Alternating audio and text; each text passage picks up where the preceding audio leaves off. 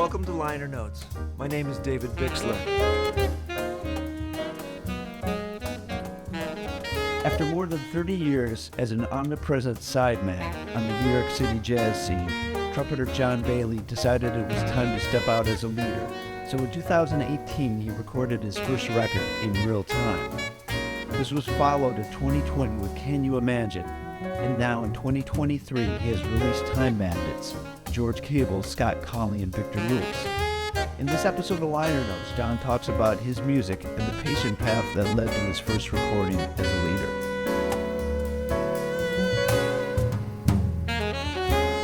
John, welcome. Good afternoon. And here to talk about your new recording, Time Bandits, which just recently came out. And I have a couple directions I want to go in talking with you today. The first one is, I've known you for 30 plus years. You've been That's right.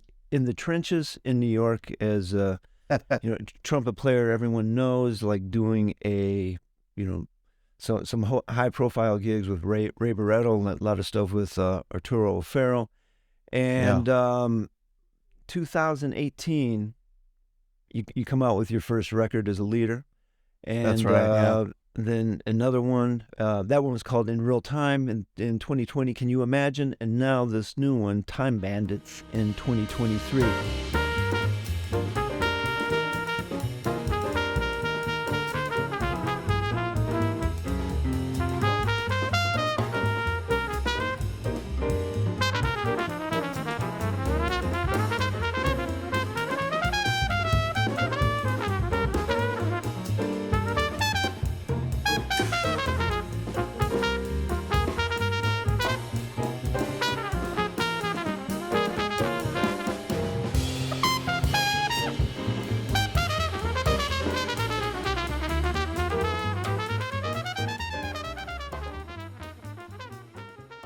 What precipitated the decision to decide now's the time? I'm going to make a statement as an improviser, as a leader.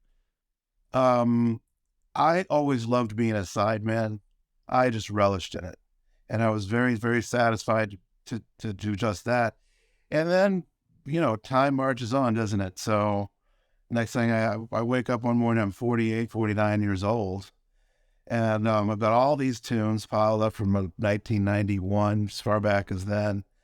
And I started to notice that I felt like I was kind of slipping through the cracks a little bit. Like there was a lot of people that were in their 20s that didn't know who I was, I said, man, I think I need to do something about this.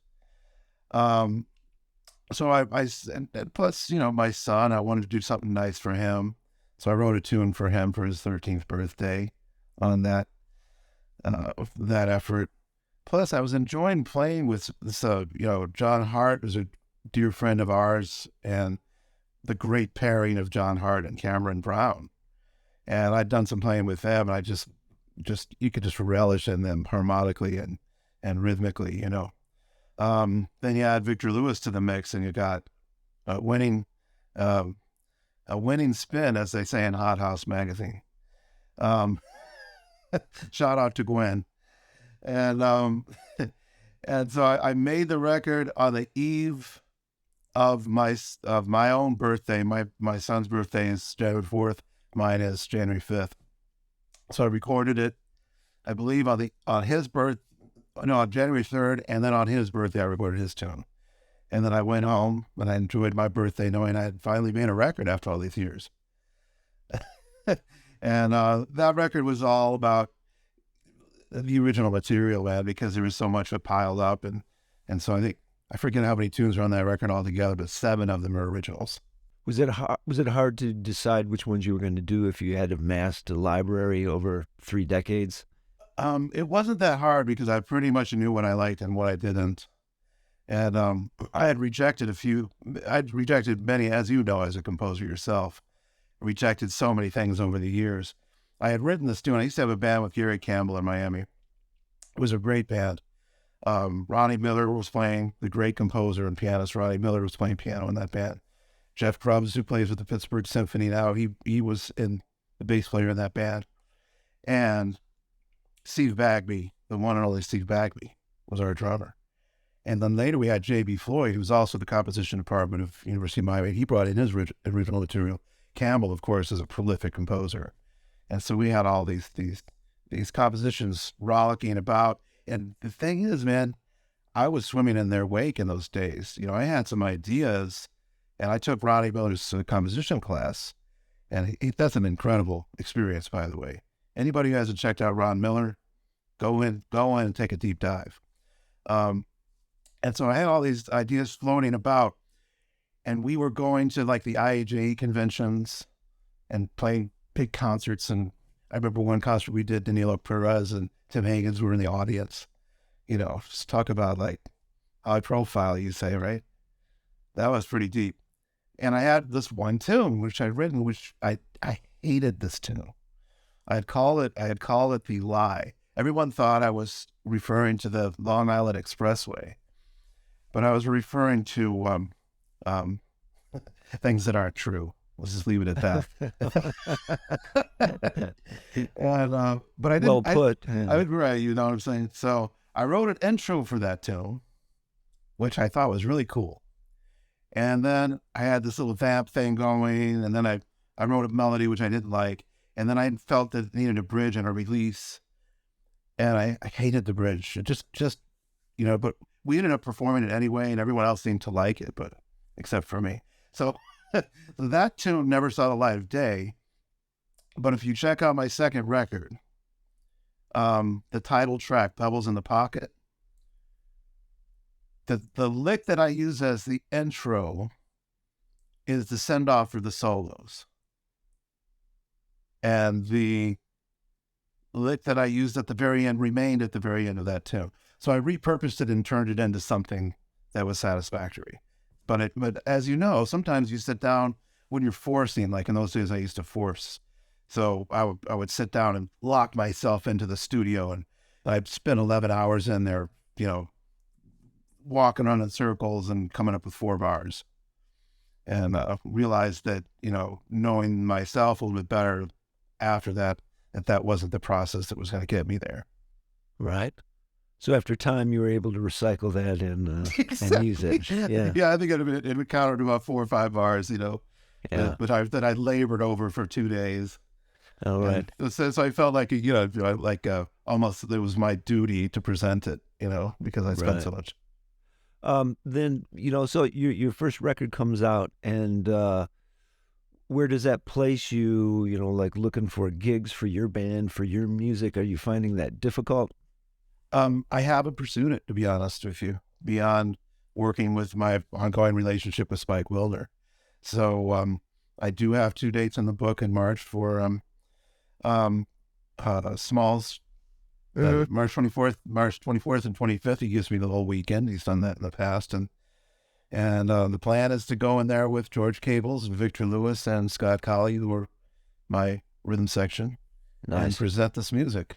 And so that's the starting point, and then I'm going to have to try to figure out, how to organize myself and think in advance, because I know, and from talking to our colleagues, that, for instance, I had a discussion with Jeremy Pelt a couple of years back, just before we all were sent home, and I said, how are you, what do you have to do to get these gigs? He says, man, I'm on the phone every morning, and we're talking about gigs that are 2 years down the road.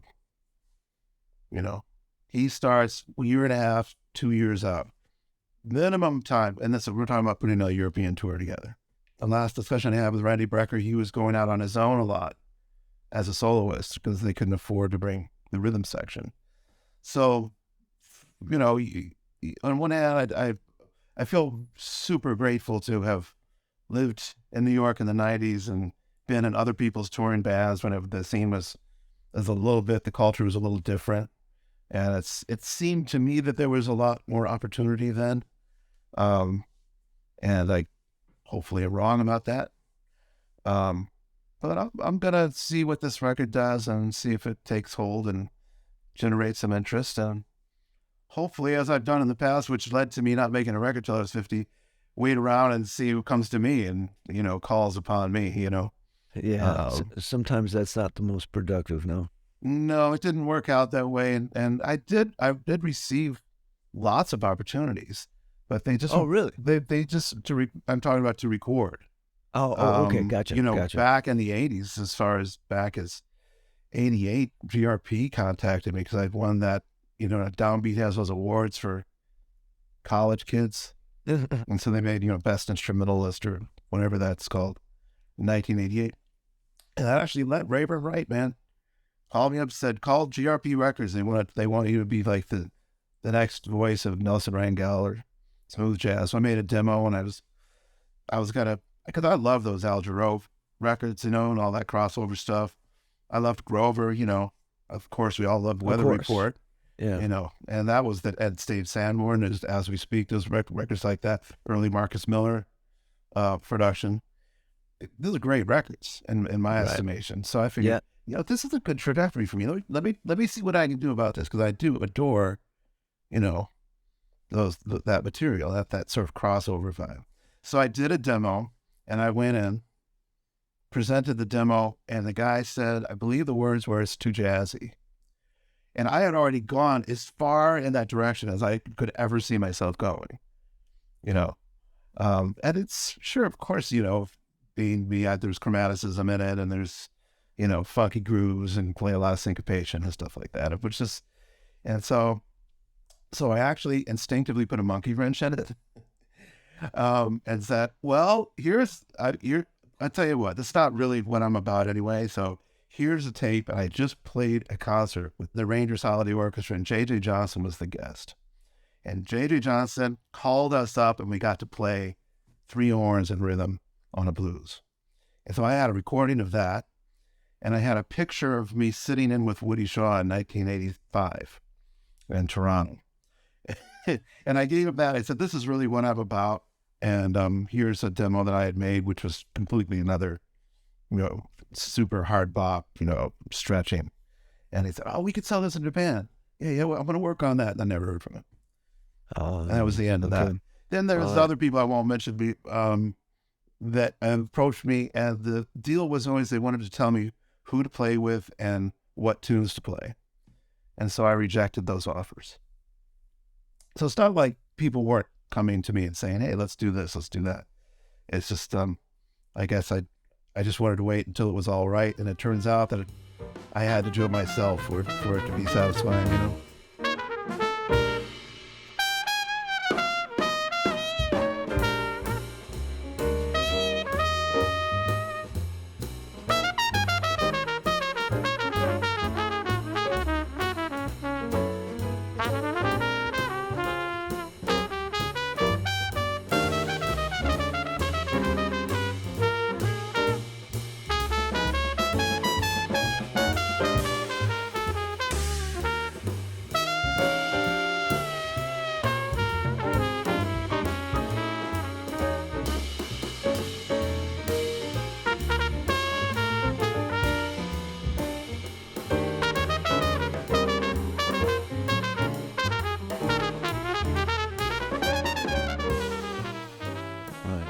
Well, congratulations for that. I would agree, or I would say that is well played.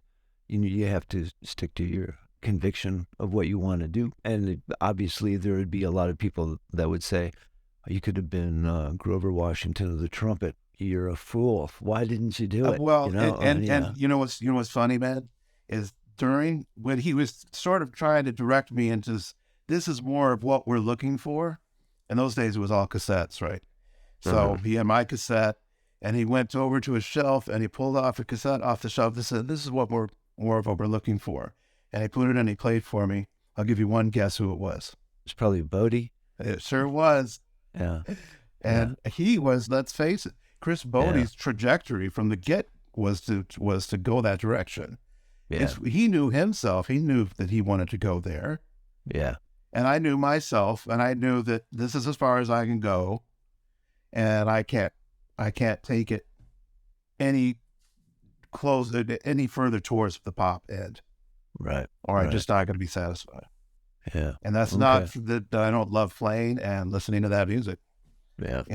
Chris Mooney as well. You can play. Yeah. No, for sure, man. couple of observations as I'm checking out. It's kind of prolific to crank out 3 records in the span of 5 years. The first thing I've noticed is the paring down of the instrumentation. The first one you have saxophone. Also, good move having your wife on the gig, and cello. And the second one, Absolutely. you also have flute, Earl McIntyre on bass Yes, trombone sir. and tuba. Yes, sir. Uh-huh. And you also have trombone and saxophone on that one. But this last one is just quartet.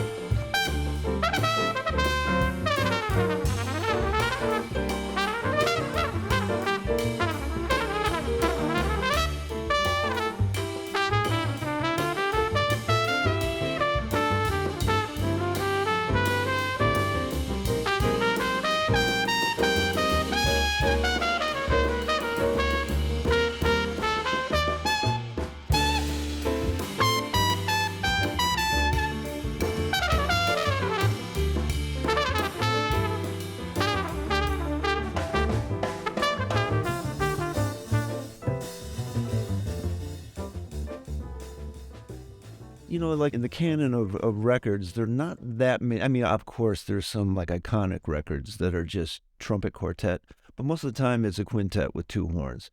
And maybe talk about your inspiration to be the sole voice and, and then maybe the reason why, for you aesthetically or artistically, why you needed to make that choice for this last one. It was centered around, all these records were centered around one sort of theme or another, or one person or another. So the reason I wrote the first one for quintet is because that's what I had written previously, and that was the format of all my bands up to that point. The reason I wrote the second one is because I have a love affair with Booker Little's music, and particularly a record called Out Front, and a sextet, 3 horns with Julian Priester and Eric Dolphy. And I loved the voicings that he was picking, so I wanted that for those voicings. I also wanted Stafford Hunter on the gig because I appreciate his sound and his whole approach. It was a bit of a protest record, so I wanted lots of use of minor seconds and lots of dissonance within what actually is designed to be a record which is beautiful and swinging, and about directing our culture back into humanity and compassion for our fellow human being, and away from this tribalism that we were seeing for about 4 years in there from our leadership. So that was part of what was going on there. And this last one is kind of centered around George, because I figured George is an orchestra within himself, and I want to give him space, and I want him to be the second horn, actually, if there's going to be one, the second voice. And so I wrote a lot of things for, where the bass is doubling the left hand on the piano, and a lot of things where, I'm have interplay going on with George compositionally. So that was the thinking behind it. Plus, I'd written a song that was kind of a tribute, if you will, a homage to Thad Jones, great Thaddeus Jones. And I didn't hear a second horn on that. I wanted to just feature George. I don't even blow on it. I just play the melody. And it's all about George and Scott and Victor and their magic that they create. So it opened things up, and of course the space of Van Gelder. I'm out there in the big room with the reverb, and it felt right. All right. Thinking a lot about, sorry to interrupt. I was just thinking a lot about Kenny Dorham too, and one of my favorite records of all time, Quiet Kenny. Yeah, for sure. Now, the other thing I was going to say, the common thread to these records, of course, is the great Victor Lewis. Hello. Talk about your relationship with him. Well, I love him madly. And I just saw him Friday night. We spent a couple hours together and hanging out, and we had a ball. And I just love him in every way that you can imagine. He's a beautiful person. He's unpretentious as a human being. He's he's photogenic like crazy. I don't know if you've noticed that, but like he like lights up a room. When this cat walks in the room, it's a different vibe, and it's all for the better. And as far as his playing is concerned, I mean, I couldn't even, you're going to have to stop me because I'm going to go on and on and on. But let me try to put it in a synopsis of it. He is rock solid on any groove you could possibly put to him. You know, some people, I've heard him described as the Steve Gadd of jazz in that regard, which is, I can't really get my head around that, but I've heard that said. But he's constantly orchestrating musical events. You know, he's not just going ding, ding, ding, ding, ding. You know what I mean? He's a musician, and he's sitting in front of given instruments. And it was pointed out to me, we were just talking about this the other night, that he had brought a second snare drum into the date because he wanted that for certain things. So he's got this whole world, the arc, you know, of like an IMAX theater of percussion around him. Not like, you know, 90 toms or anything like that, but certainly, you know, a lot of playful objects. His tools. Yeah, his toy chest. Yeah. But they're not toys, they're playful objects. Lest we forget. So Victor is the end for me. I don't hear anybody but him when I play music. That's what I want to hear behind me, around me. And can't wait till March I get to play again. That's cool. Now, going into this date, had you guys had a chance to rehearse or like air these tunes out on a gig or gigs? Not yet. We had a mishap where there was a double booking. It was supposed to be just before the date, I didn't get to. I had them all booked, ready to go, but I didn't get to do the date. Then the next thing I know, anybody who's in the world of jazz knows how busy Scott Colley is, and every time I've asked him to play, he wants to be there, but he just can't. He was in the West Coast all last year. So I was lucky to get him into the studio for a couple of days, and off he was to the West Coast. Did he move out there? No, he lives in Tappan. Back there. He lives here. He lives in Tappan. But, you know, I'm hoping to have him on the dates in March. And, of course, he's such an amazing, gracious human being. He says, listen, if I can be there, I'll be there. So cool. I'm hoping for the best. I want to circle back to something you said, that the record 2020, Can You Imagine, was a political statement. And I had read, it was kind of like the alternative reality if Dizzy had actually been elected president, which would have been, quite something for a little while, I guess. But, coming out in 2020, all that this country experienced in 2020, was this recorded before George Floyd? Did that play any part of this? It did not. It was before. I recorded it in the first part of 2019. Mm-hmm. I believe it was I forget the dates, but it was mid-January 2019. And we were already, a lot of us who thought, well, this is great. We're really growing as a country. We're really progressing. And then all of a sudden you see, which I don't mind saying so, and I think it's correct, is white America's reaction to 8 years of a black president.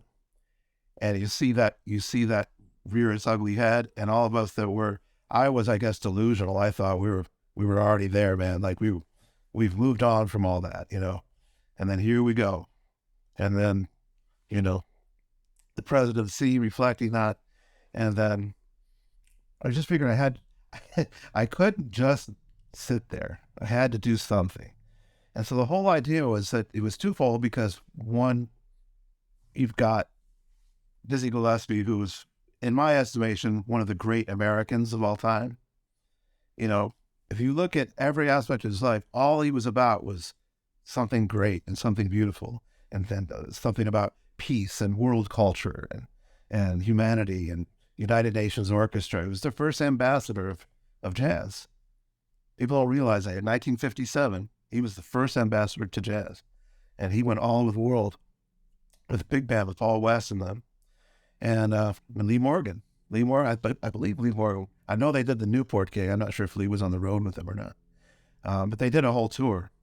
And then he ran for president out on a lark. And so I'm thinking, the whole thing was like, just if we had just gotten this done, just got out like a black man out of the White House way back then, maybe we would be further along as a culture now. And so that was the dream. And the other part of that dream was the same thing, man. I'm getting older. I'm meeting people in their 20s and they're like, who is Dizzy Gillespie? You know, they don't know the name. Musicians. Oh, yeah. Young cats who don't even know the name. And if they do know the name, it's like, oh, that's that guy who puffed his cheeks. I'm like, oh, man, I think I better do something about this, you know?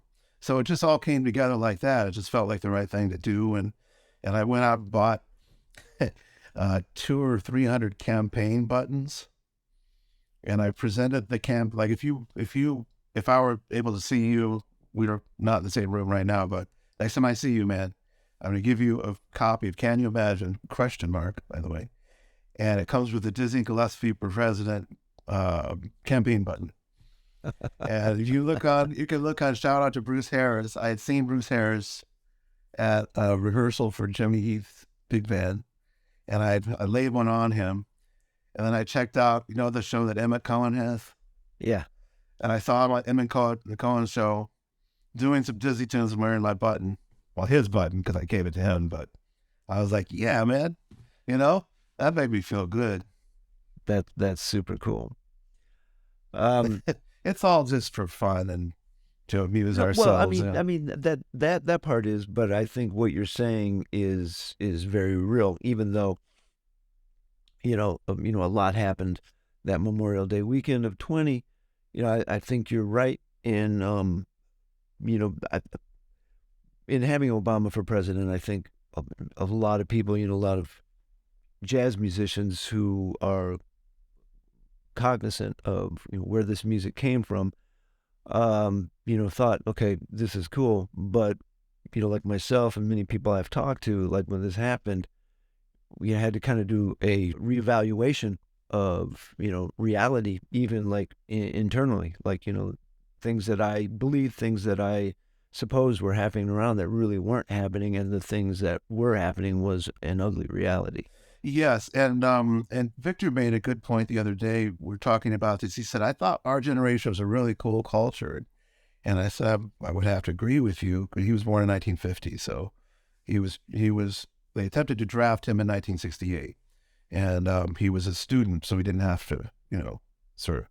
But he was saying it was a really cool culture. And then it occurred to me, well, you guys had Vietnam to sort of rally as a whole generation of people, to unite you as a generation. And speaking of ugly, I mean, that's an ugly reality as well, but it did unite the culture of that particular generation. And I think that is something that we should be thinking about in today's culture. And by the way, just to put another, there's a lot of layers of this Can You Imagine ? Record. And one of the other things was, I'm a big Ross and Roland Kirk fan, as I guess I would assume we all are. And I went to the flea market in the summer of 2018 and found this record, which I wasn't aware of. I actually had not become aware of it, called Volunteer Slavery. And there's two sides of the record, two different events. One's on the second side is Newport, and the first side is a studio record. And the theme, the tune, the title track, Volunteer Slavery, it was on LP. I put it on my LP player, and I couldn't stop playing it. So then, fast forward a couple of months later, I'm over at Birdland and EMAC, Earl McIntyre's right in front of me, you know, on the trombone section there. And I said, Earl, have you ever heard of a record called Volunteer Slavery? He turns around and he looks at me with like bug eyes. And he says, that's one of my favorite records of all time. And I said, I got a gig for you. Yeah. And he said, you name it, I'll be there. And so he became my featured artist based on that. And he solos, and the theme of Volunteer Slavery is going on in the background. Also the theme from Where I'm Coming From by Stevie Wonder. Do yourself a favor, educate your mind, Hey, there isn't much time as the lyrics there, and tying a lot together. Anyway, I could go on and on, David, about this. Yeah, So it's, I know. it being my own record and all. Of course, and you should, and that's why you're here. But one last thing, that I want to ask you before I let you go. A fair amount of students might be checking this out, and Nice. as a trumpet player, briefly speak about like your routine, what you need to do daily to keep such a physical instrument together. Yeah, you have to play every day. I ran into the great bass trombone player on the street. He's my neighbor, David Taylor. Dave Taylor is still, I think, the preeminent bass trombone player of the world. And we were talking about this very thing. I said, "Listen, man, I know you practice because I hear it and you're playing." And he said the following. He says, "I'm not really a taker-offer." And I'm like, wow, there's a model to follow. As soon as I hang up, I'm going to go into my etude books and I'm going to hammer out probably 8 to 12 etudes. And I'm going to intersperse that with improvisations. I don't know, I'm sure this is true with you as well. There's always a constant soundtrack in my mind. There's always a melody going and I'm always changing a note and crafting it and trying to figure out where it's all going to go. Right now I'm thinking of a 7/8 tune. One part of my mind's got a 7/8 tune going, the other's talking to you. And that's a part of the process. But really the point of your question, of course, is, calisthenics. I've heard great brass players say 7 to 8 page long etudes kind of gets them there if they don't have a gig on the other end of the day or at some point playing otherwise. That's what I do. My landmark is 8. If I can get through 8, I know I'm going to be cool the next day. Beautiful and lyrical. Yes, correct. We'll leave it at that. Yeah. John, thank you for your time. The record is Time Bandits, and you can catch him in his quartet at Smalls March 24, 25, right? Correct. Thank you.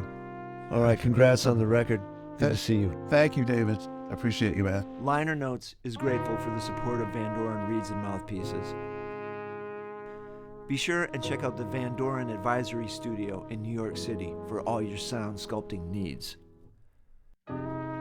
Liner Notes is grateful for the support of Arlen's Good Beer in Bowling Green, Ohio. Sound by Marco Mendoza.